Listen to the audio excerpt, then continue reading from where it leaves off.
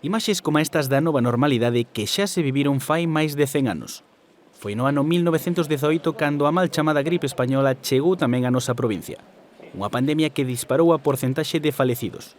A nivel provincial pasamos de, para contrastar, en 1916 os falecidos por gripe representaban 1,5% de todos os falecidos na provincia. En 1918 aumentaron o 25%. E se ben é verdade que en 1919 baixaron algo, seguían sendo o 10,5% de todos os falecidos.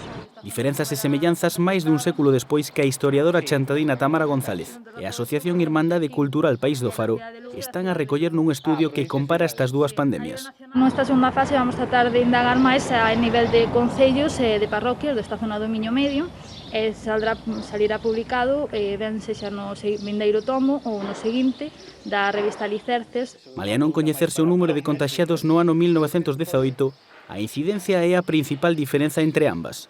Unha enfermidade que tardaría en chegar á nosa provincia e da que se obviou a súa letalidade mantendo a poboación a súa vida cotiá. 21 de xullo, cando xa había enfermos en Madrid, e demais, que aquí estabanse preparando as festas do San Antonio sin ningún tipo de detalle atendendo á nova enfermidade. Sería en outono cando os xornais comezan a falar de focos de contagio na nosa terra, chegando o brote de máis letalidade ata as zonas máis recónditas da provincia. Unha das primeiras zonas que parece que tivo máis gravidade na situación foi a zona de Vilalba, e dende xa mediados finais de setembro, e despois en outubro xa empeza a haber noticias de que toda a provincia, Ribadeo, Chantada, Viveiro, estaban todas zonas epidemiadas. Cifras que deixaron 3.625 falecidos en 1918 e pouco máis de 1.000 un ano despois.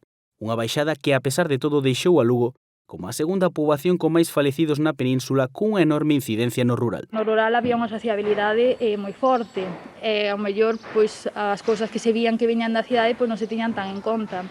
E despois tamén o que afecta a gripe, daquelas tratábase na casa.